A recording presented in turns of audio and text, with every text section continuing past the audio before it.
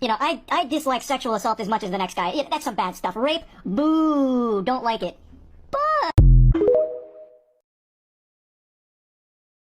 Thought, I do not think that 50% of the world's billionaires should be women. I think there shouldn't be any billionaires at all. So you are saying 0% of the world should be billionaires? Yes. Why shouldn't there be billionaires? That makes no sense, because the existence of billionaires is predicated on the exploitation of human labor and unsustainable environmental harm. That level of wealth hoarding is harmful to economies, as it reduces the amount of money in circulation. No one person, no family, could ever conceivably even spend $1 billion anyway, and it is inherently immoral to accumulate wealth so narrowly while so much of the world lives in abject poverty. Better then, to create a wealth ceiling, a point at which all wealth over a certain point is taxed at or very near 100%, to incentivize people to actually spend their money rather than hoard it, stimulating the economy and bettering the lives of far more people. Better even still to create and regulate economic systems that protect workers and the environment in a way that such extreme levels of wealth accumulation aren't even feasible. The problem with this is that it reduces the incentive to actually do fiscally well. What's the point of starting a business if you can't become wealthy? There is a very real difference between reasonably wealthy and a billionaire. No one is saying you shouldn't have a nice house. We are saying that having multiple really ridiculously nice houses while your employees are either homeless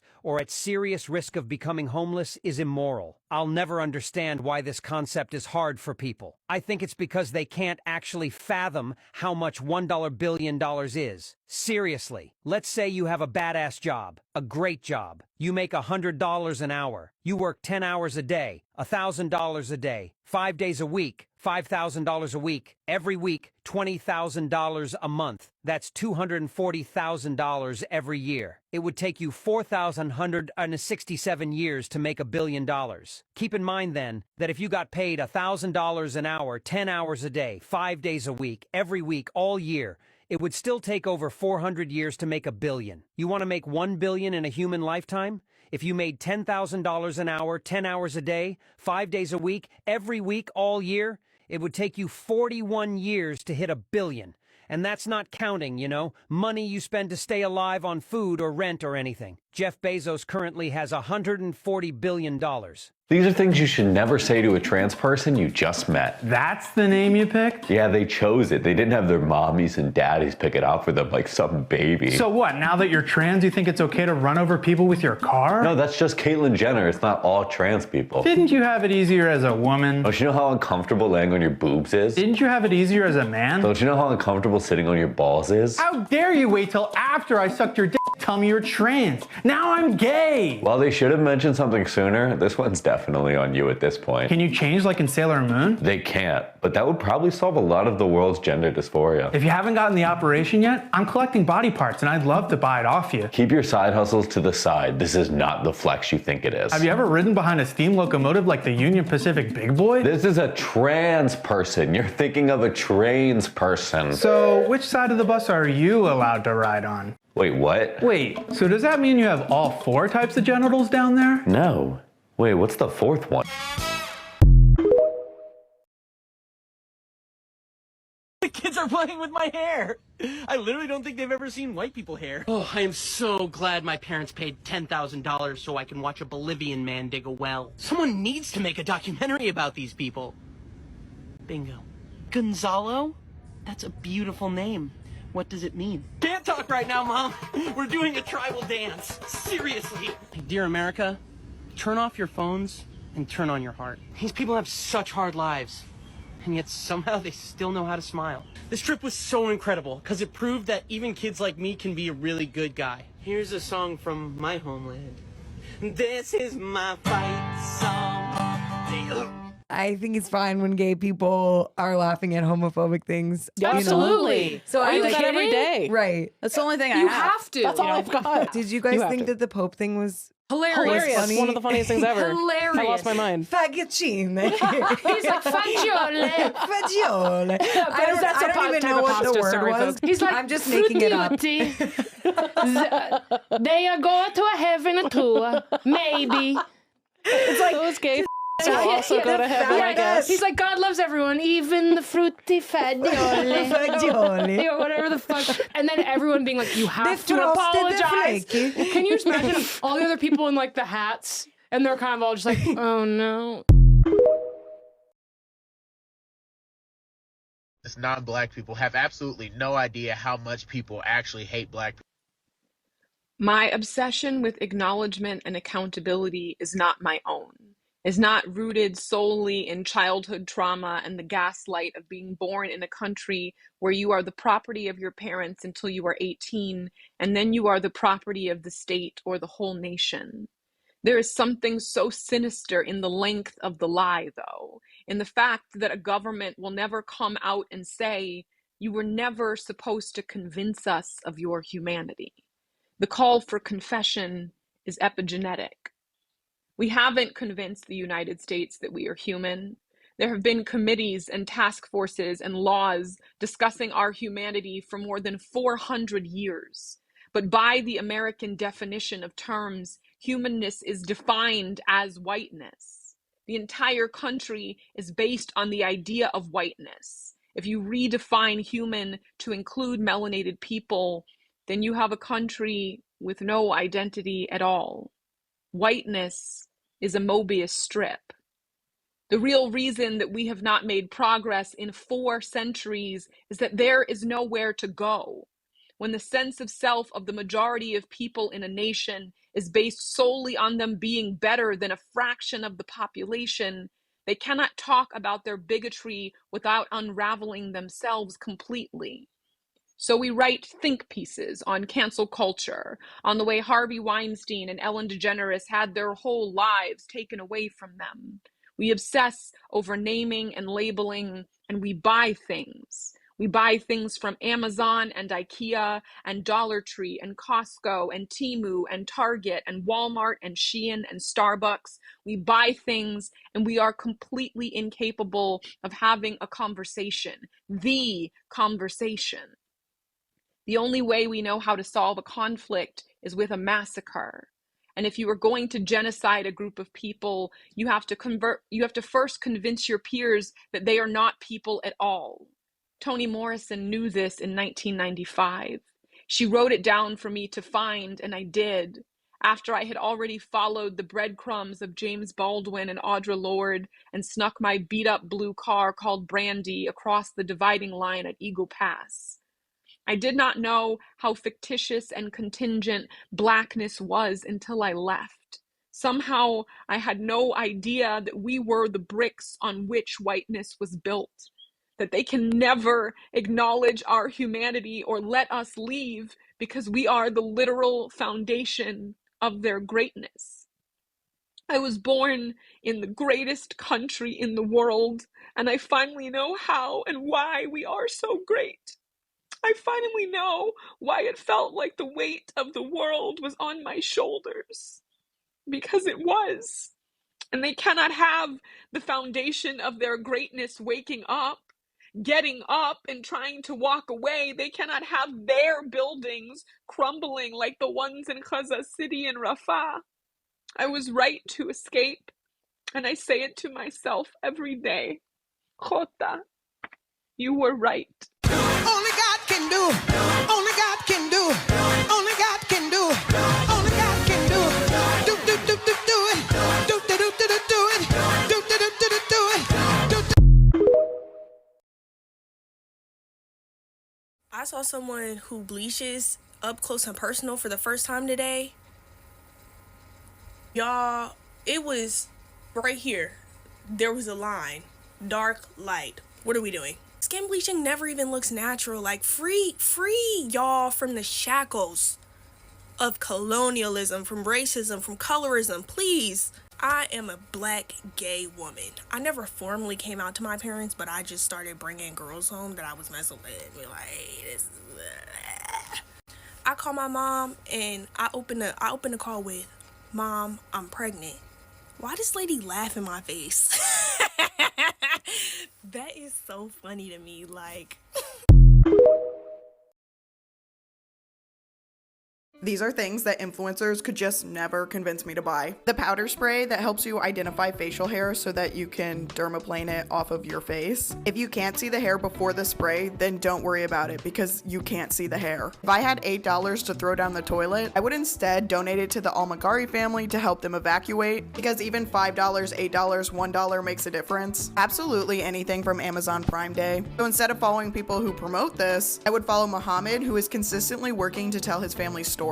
And finally, the open can cocktail opener. This thing is a hefty $25. I actually made one myself, but you know what I used instead? A can opener. So I would take that $25 that I saved and put it towards a cause I care about. So if you want to help the family that this page is supporting, you can click right here and donate.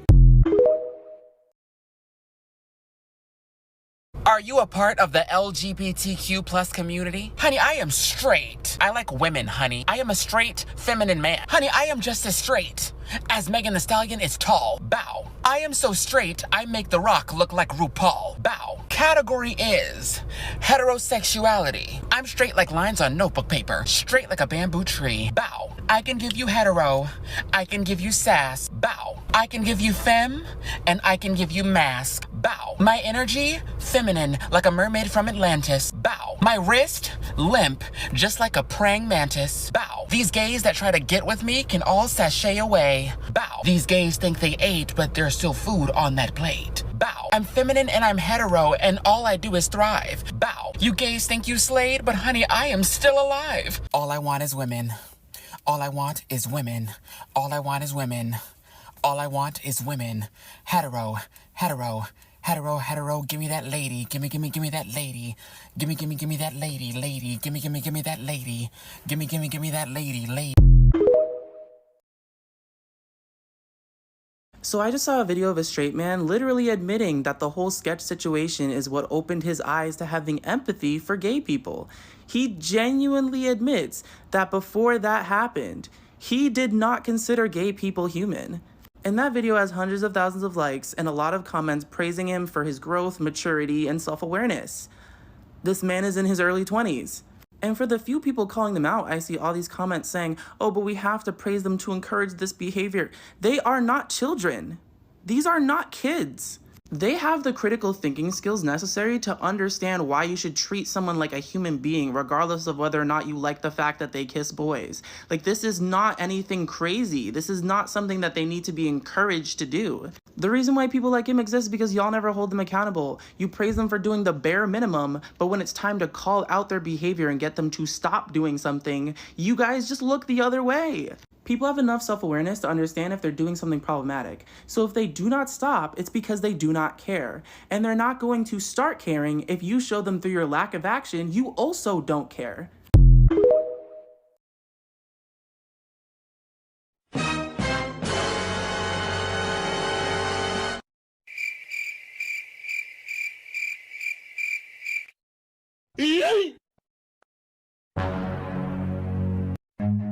Run.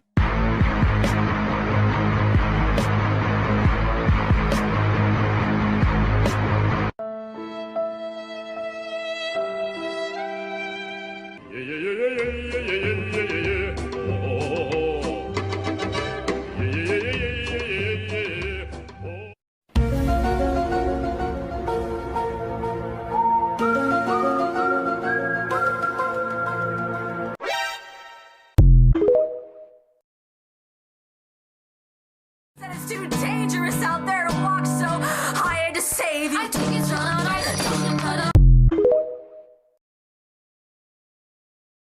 Cutting all my hair off at home and you can't stop me. Snip. You think I'm scared to cut a man off? I'm not even scared to cut my hair off. What? Why would you be afraid to let anything go when you're gonna look this hot regardless of what you let go? Let go of friendships that no longer serve you. Let go of caring about how you're perceived. What? All right, I messed up. We gotta go bald. It is crooked. What are you doing? I'm letting go. We gotta go bald. Let go of control and know that it'll work out regardless. And it may not look like it right now. Trust me, I know it though. But at the end of the day, it don't matter what you let go of. Just trust me. It all works out in the end. I know.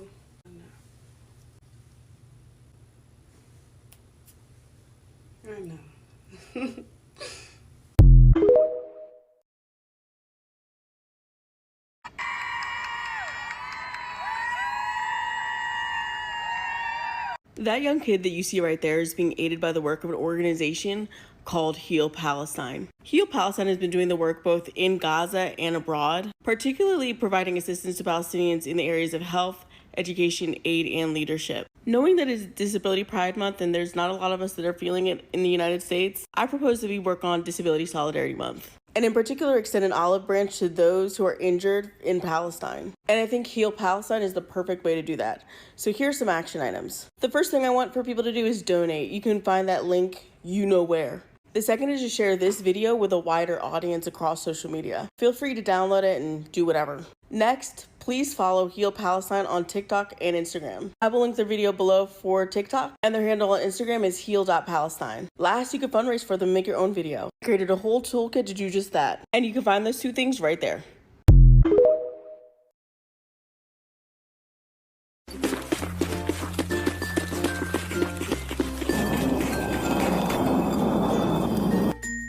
Autistic sensory contradictions that drive me wild. Needing noise-canceling headphones, but hating the feeling of wearing them. Being extra sensitive to light, but hating the feeling of sunglasses on my face. Hating the feeling of bare feet on the ground, but also hating wearing socks and shoes. Hating feeling dirty, but hating the feeling of water and bathing. Loves listening to loud music, but can't stand any background noise in conversations. Do not get distracted by that white woman's video. 2 words, rage bait. Continue to protest, continue to boycott, continue to make videos raising awareness of what's going on, and continue to amplify the voices of Palestinians. Hey Amanda, my mom got mauled by a bear.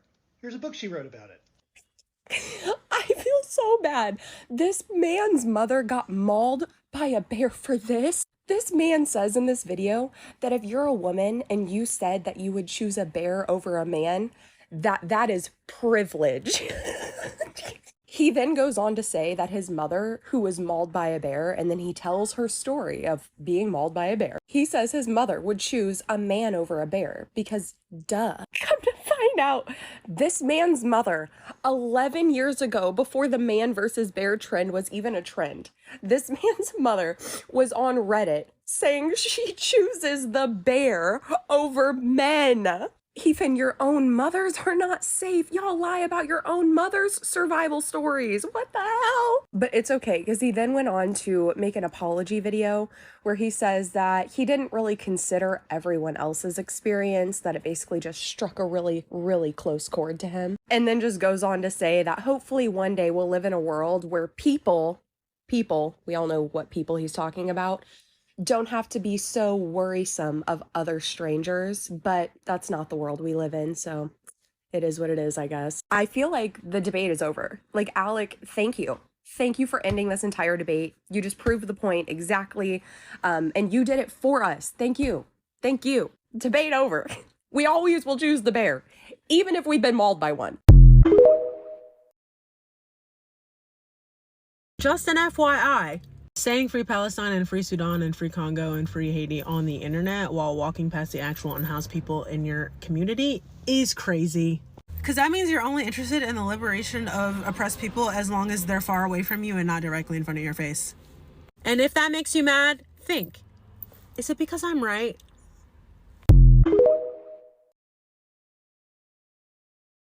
I'm me again.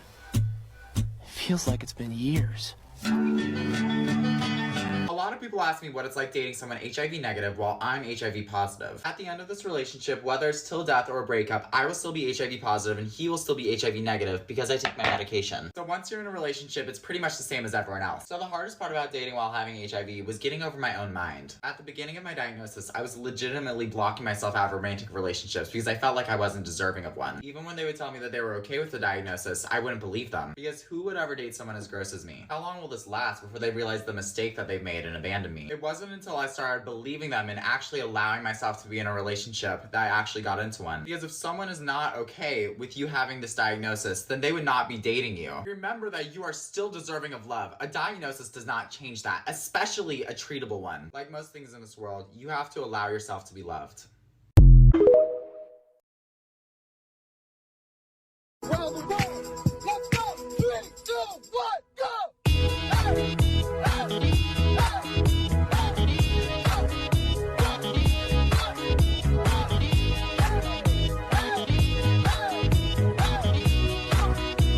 Let me in now, and it can be nice. Make me go now, and I have to come back.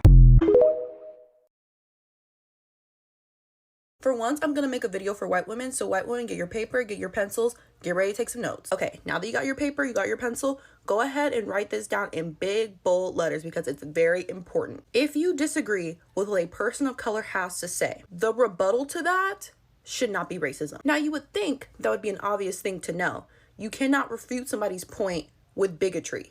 That is the opposite of refuting somebody's point. But you would be surprised how many white women are now sitting in my filtered comment section under my Mamma Mia hair video because everything that they type, nothing but racism. Nothing but racism and bigotry. All because I said that what they were doing had already been done and it's called something else that they're not calling it. Now that y'all have that written down, I want to then pose a question to you. A lot of the comments talk about how like, oh, it's not that deep, it's just hair. Why are you making a big deal out of hair? Sort things like that. If you genuinely believe that it is not that deep and that it's just hair, and why are we making a big deal about hair? If you think that it is not that serious, why is your response to something that you yourself think is unserious? Racism. All right, now that we've had that lesson, get the fuck out of here. Hey, buddy! Squidward! Free cleaning service? Census taker? Good day, kind sir. Would you like to buy some Girl Scout cookies? So I'm Dominican, and growing up, my mom was deadass one of those Dominicans that was like, me no black, papi, me no black. She bleached her skin, relaxed her hair, only wear sewing. You can say nigga, but God forbid you wear a do-rag outside. Like, my black-ass family hated being black. You know what that meant. I could not wear my curly hair out. I couldn't do braids like everybody else. I couldn't wear my curls like everybody else. It had to be straightened and relaxed. And my mom was a celebrity hairstylist, so she had no problem beating my ass in that chair. She had no problem giving me chemical burn and giving me excessive heat damage. She didn't let me go natural up until I was 13. And she also tried to bleach my skin. She advocated enough for me to get a nose job. She said that she wanted to save enough for me to get a nose job so I can look less black. Now here I am today, embracing the fuck out of my blackness. Now I'm 18. Who the fuck is gonna tell me no? For any kids going through what I went through, where your parents don't let you explore your creativity, don't let you embrace your sexuality, don't let you embrace your own culture, do that shit behind their back and never stop doing what you love to do. And definitely educate yourself on the ignorance that's riddled in your family. You know the saying, ignorance is bliss. Not everybody has the guts to stand up for what they believe in, risk their safety or their sanity. One thing I am letting you know is to continue creating, continue loving yourself, and don't let anybody ever stop you.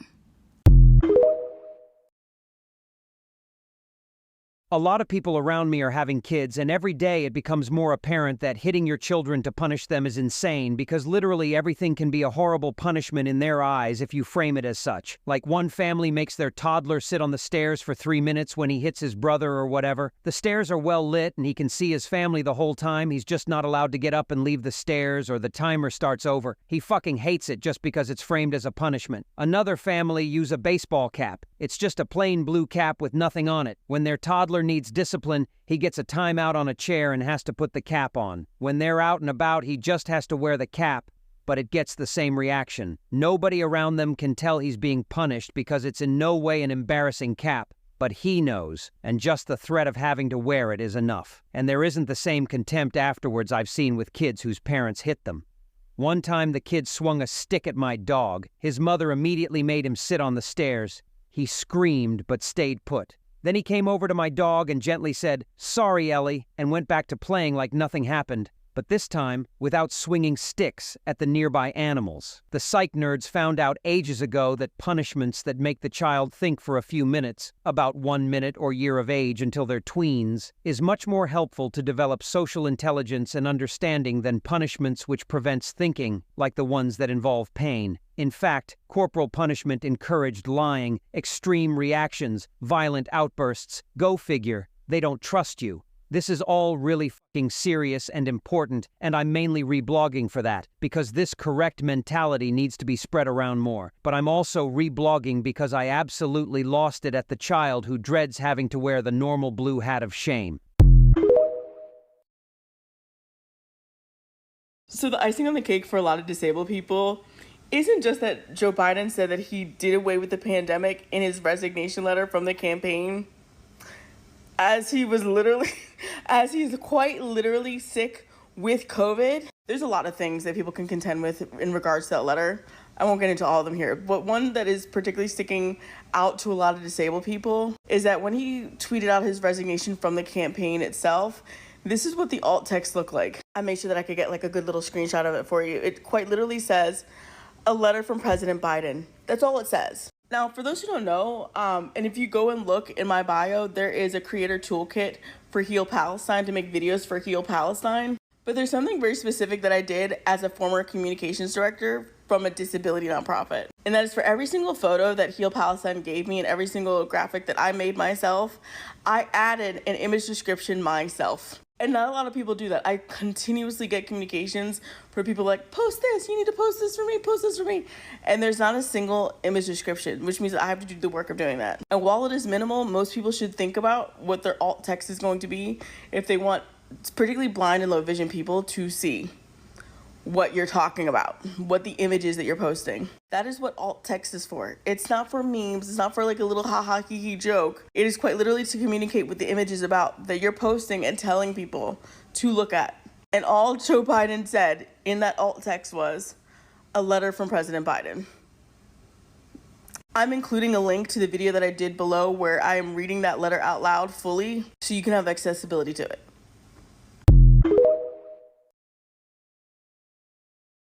The uncommitted vote got us here. Biden would not be dropping out.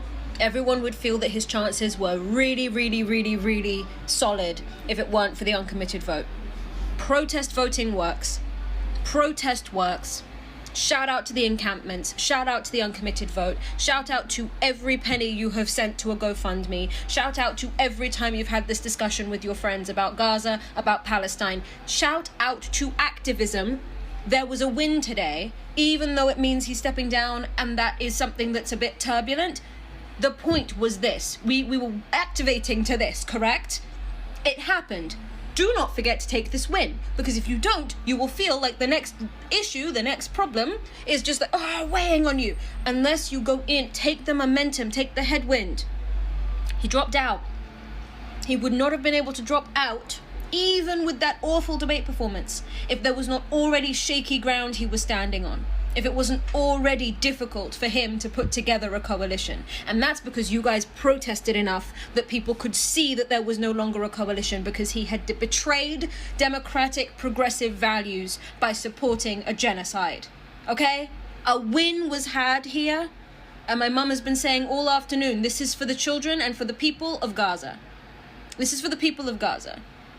No war criminal will prosper being so in defense of the deaths of Palestinians. End of sentence. Overseas now to the growing crisis in Bangladesh after weeks of deadly and violent protests. New video coming in tonight as authorities deploy the army and impose a strict new curfew with a shoot-on-sight order. Let's bring in ABC's Inez De. As of March, there were 17 million Americans with long COVID. One of the most common long COVID subtypes is dysautonomia, the dysfunction of the autonomic nervous system. Do you know how many autonomic specialists there are in the United States? 54.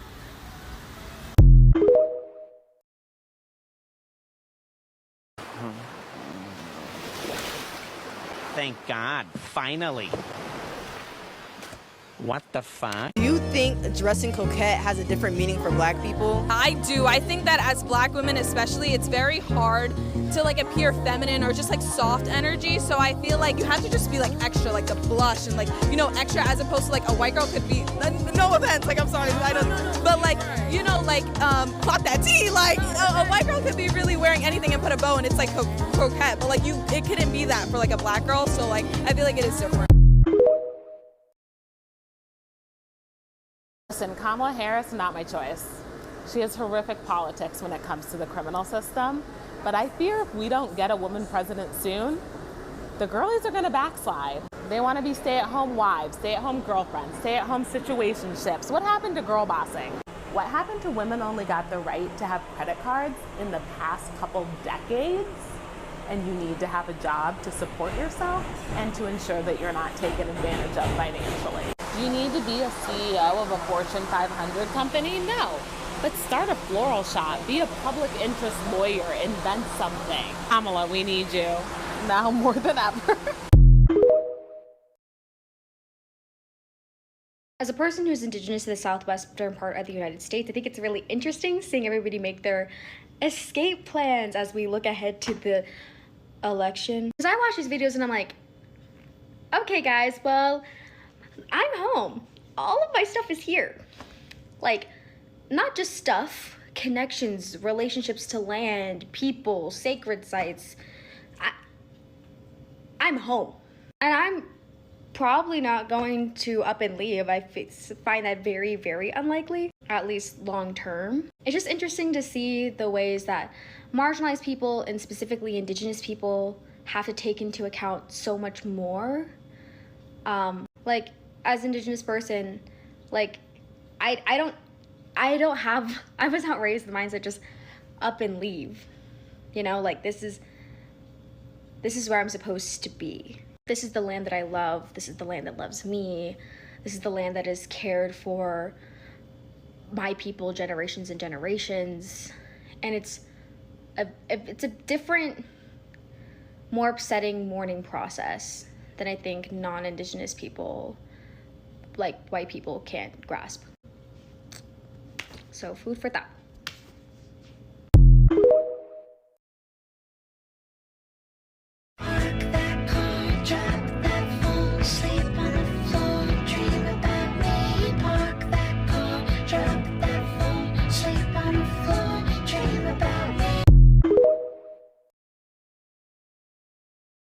Does anyone else feel like they are a sort of gender chameleon? I feel like when I hang out with the boys, I'm one of the boys.